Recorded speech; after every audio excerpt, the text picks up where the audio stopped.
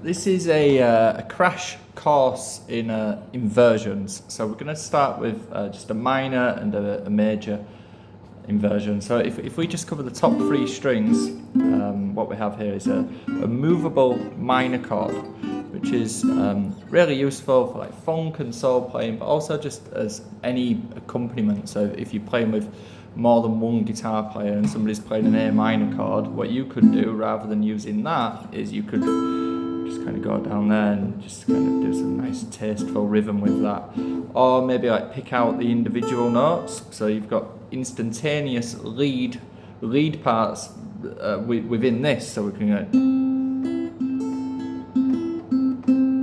and just pick out some nice little melodies. So to use this, we need to know the notes on the first string. So if I wanted a C minor, I just take that and I just play it in the 8th fret, and then I've got a C minor. Another useful one is the D chord. Now, once we take that out of its home in the 2nd fret and we start moving it up and down the neck, we've got a major chord with the root sitting on the 2nd string.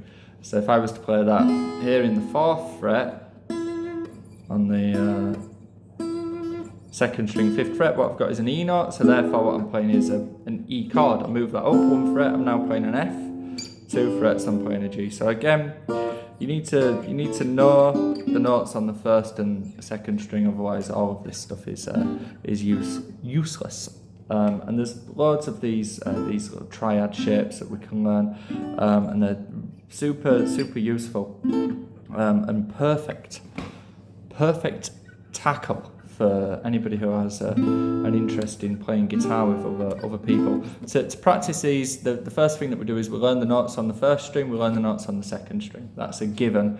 Then you just look at songs that you're already playing, and rather than playing like the C here, you ask yourself, okay, well, how do I do a C invert? You know, how could I play that using an inversion? Well, it's a major chord, so I'm going to need that. And then I'm going to move that until that finger hits a C note, which is actually all the way down there. Let's say I was playing a song with B minor. If you imagine you're in a jam and and you want to accompany that, well, you're going to need a minor inversion. So where do you go? Well, you go down to the 7th fret using that shape. And how do we know that? Because that's a B note.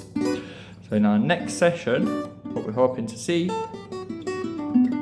half of the room playing standard chords, and then half of the room playing around with these inversions.